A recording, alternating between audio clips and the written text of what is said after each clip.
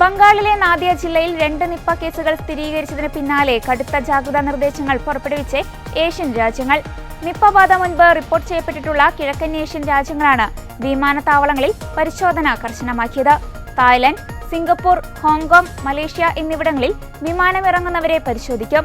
ഇന്ത്യയിൽ നിന്നും എത്തുന്ന യാത്രക്കാർക്ക് സിംഗപ്പൂർ വിമാനത്താവളത്തിൽ താപനില പരിശോധന നിർബന്ധമാക്കിയിട്ടുണ്ട്. വവ്വാലുകൾ, പന്നികൾ എന്നിവയിലൂടെയാണ് നിപ്പ രോഗം മനുഷ്യരിലേക്ക് കടക്കുന്നത്.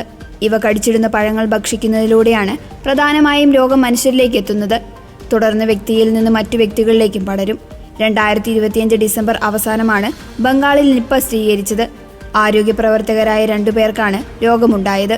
തുടർന്ന് ഇവരുമായി ബന്ധമുള്ള 196 പേരുടെ സമ്പർക്ക പട്ടിക തയ്യാറാക്കി നിരീക്ഷിച്ചു. എന്നാൽ ഇവർക്കാർക്കും രോഗലക്ഷണം കണ്ടെത്തിയില്ല.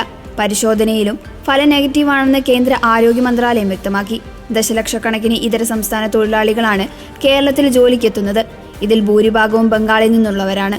നിലവിൽ ബംഗാളിലേക്കും തിരിച്ചും ആയിരക്കണക്കിന് തൊഴിലാളികളാണ് കേരളത്തിൽ നിന്ന് യാത്ര ചെയ്യുന്നത്. അതിനാൽ പ്രതിരോധ പ്രവർത്തനങ്ങൾ ശക്തമാക്കേണ്ടത് അത്യാവശ്യമാണ്. വൈറസ് ബാധയുള്ള വവ്വാലുകളുടെ കാഷ്ടം മനുഷ്യ ശരീരത്തിലെത്തിയാൽ രോഗം ബാധിക്കും. വവ്വാലുകൾ ധാരാളമായുള്ള സ്ഥലങ്ങളിൽ കലങ്ങളിൽ ശേഖരിക്കുന്ന കള്ള് ഒഴിവാക്കുക. വവ്വാലുകൾ കടിച്ച ചാമ്പങ്ങ, പേരയ്ക്ക, മാമ്പഴം തുടങ്ങിയവ ഒഴിവാക്കുകയും വീട്ടുമുറ്റത്തും പറമ്പിലും വീണുകിടക്കുന്ന പഴങ്ങൾ എടുക്കുമ്പോൾ ശ്രദ്ധ വേണം. വവ്വാൽ കടിച്ച പഴങ്ങളിൽ അതിന്റെ പാടുണ്ടാകും. അങ്ങനെയുള്ള പഴങ്ങൾ എടുത്താൽ നമ്മുടെ കൈകളിലേക്ക് വൈറസ് പകരും. വവ്വാൽ കടിച്ചെന്ന് സംശയിക്കുന്ന പഴങ്ങൾ കഴിക്കരുത്. മണ്ണിൽ കുഴിച്ചു മൂടണം. അത്തരം പഴങ്ങൾ മൃഗങ്ങൾക്കും കഴിക്കാൻ നൽകരുത്. ഇത്തരം പഴങ്ങൾ കൈകാര്യം ചെയ്യുമ്പോൾ കൈകൾ വൃത്തിയായി കഴുകണം. വിപണിയിൽ ലഭിക്കുന്നത് ഉൾപ്പെടെ മറ്റു പഴങ്ങൾ കഴിക്കുന്നത് കൊണ്ട് ഒരു കുഴപ്പവുമില്ല. മുൻകരുതൽ എന്ന നിലയിൽ പഴങ്ങൾ ആദ്യം സോപ്പ് വെള്ളത്തിലും പിന്നീട് നല്ല വെള്ളത്തിലും കഴുകി ഉപയോഗിക്കാം. സോപ്പ് വെള്ളത്തിൽ കഴുകുമ്പോൾ ഒട്ടുമിക്ക വൈറസും നശിക്കുമെന്ന് അധികൃതർ പറഞ്ഞു.